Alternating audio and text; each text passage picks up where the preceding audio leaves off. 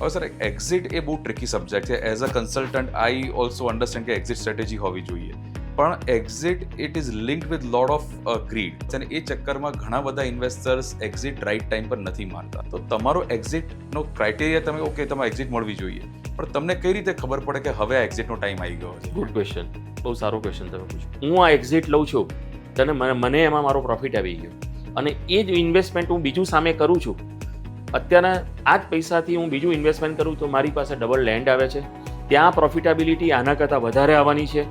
એવું મને જ્યારે મને વિઝનથી દેખાય એમ કે આ આગળની જમીન હું જે હવે પરચેસ કરી રહ્યો છું એ આના કરતાં ફાસ્ટ વધશે અને મારા પાસે ડબલ ક્વોન્ટિટી પણ ડબલ થઈ જાય. જ્યારે આપણને આગળનું બજાર સારું લાગે અને આ જમીન હું મૂકી રાખું વરસ, અને હું એ જમીન જે નવી લઈ રહ્યો છું એ જમીન હું વરસ મૂકી રાખું, બંનેમાં ગ્રોથ રેટ કોનો સારો રહેશે એ નક્કી કરીને પછી હું આમાંથી એક્ઝિટ લઉં છું. Right, that is a brilliant thought process.